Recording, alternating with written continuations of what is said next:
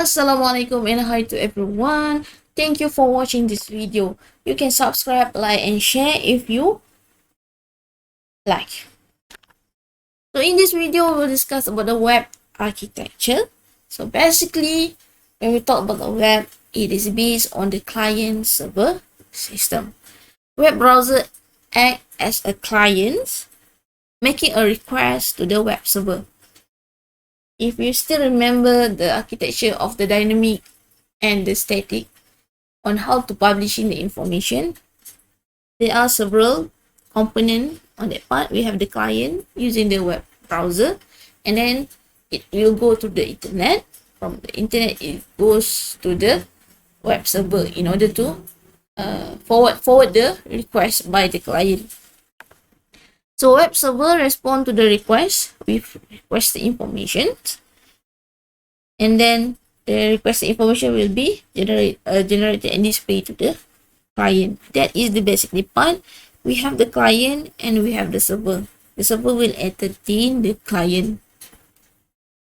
Okay, there are two types of architecture that we want to discuss. We have 2-tier and we have 3-tier. And based on the 3-tier architecture, it can expand to the n-tier architecture. So each tier is a platform with unique responsibility and still under the client and server architecture.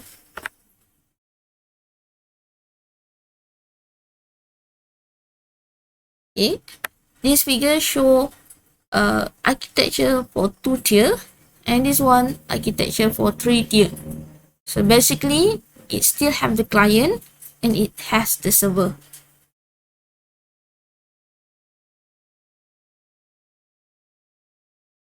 Okay, in 2-tier client server architecture,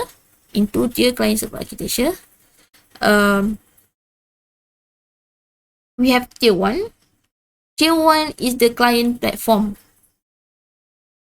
Okay, tier 1 is the client platform. You can refer to this figure. This one is tier 1 client platform. And then we have the second tier. This one for the server platform. Okay, so tier 1 is a client platform hosting a web browser. Okay, so client or user will browse the internet or web page using the web browser. And tier number 2 is the server platform hosting all the server software component. Okay, this one is tier second tier. So it provide the data and application part. So we have the business logic layer, database layer, this one at the server part, and application services, business and data. So we have the business, we have the data. This part is the application. So using this architecture is not expensive as using the 3-tier architecture. So in your FYP later on, as an undergraduate student, you should know on how to create 2-tier client server architecture or 3-tier client server architecture. So if you choose to develop a web application, so you must make sure you put your application into a server side. So we have the client and we have the server. Okay, next we go for the 3-tier client server architecture. So we have 3 layers. The first part for the client, okay, we have 3 layers here. First tier for the client. So the client handled at the application layer. So we have user interface and presentation layer, session and services. Okay, and then we have the second layer. So the second layer or second tier for the application server. So at the application server, you have the application that receive a request from the client. And then the third tier, we have the data server. Okay. Comparing this part with the two tier, for the two tier, we have data server as well as the application part. Only one. At this part, we have 3 layer. One tier is only for the application services and business services. And the third tier is only for the data services that provide a data to the user. Okay. So hopefully you already know the architecture of the web architecture, only client and server. In the next point, we go for this discussion on the challenges.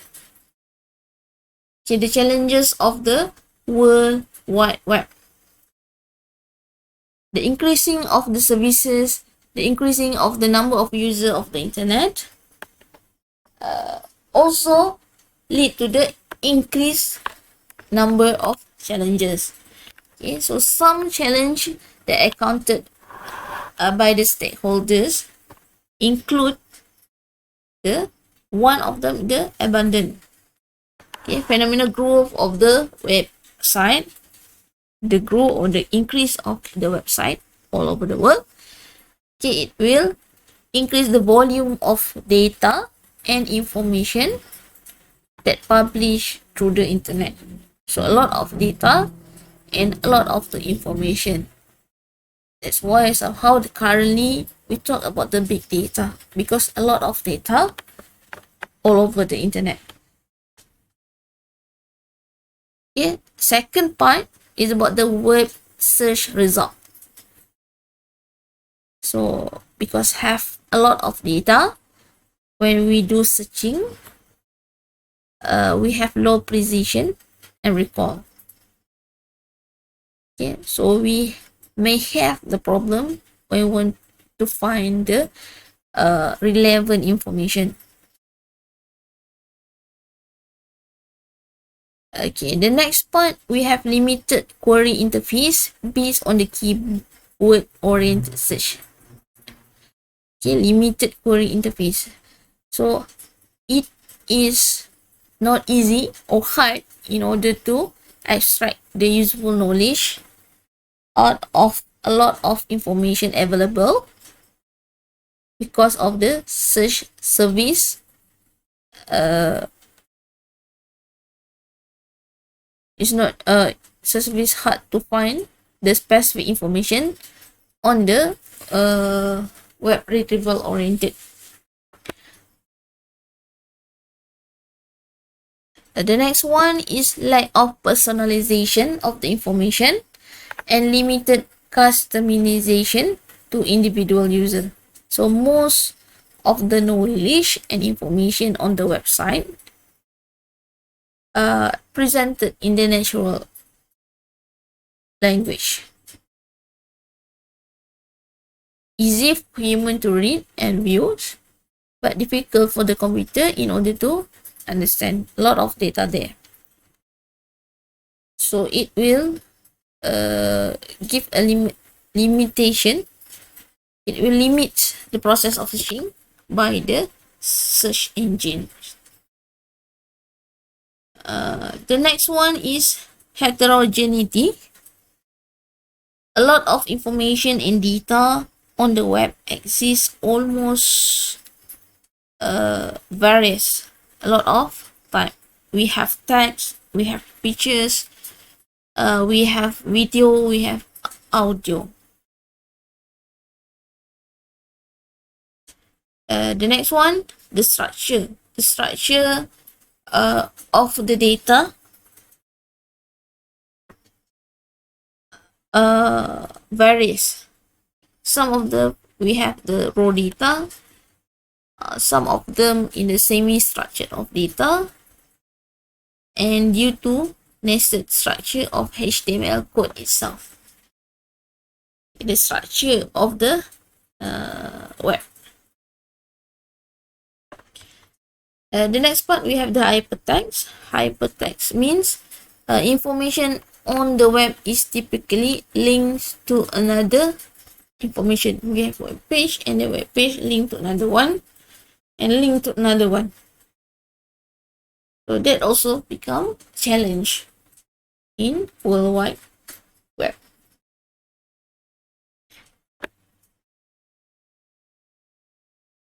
Okay, and then we have the web is noisy. Typically, the web page contain a mix of data, many information, a lot of data that not in the structured way. Okay. Another part, we have the dynamic and duplication of data. Dynamic here means that most of people can publish information on the web at any time, at anywhere. Before this, we only talk about the personal website, or we talk about the website that belong to certain organization. But nowadays, we have a lot of websites for the social media. Okay, we have Facebook. In a Facebook, we have multiple web page for individual, million and billion of data there.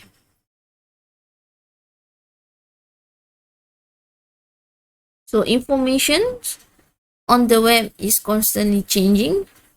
Okay, that part is referred to the dynamic.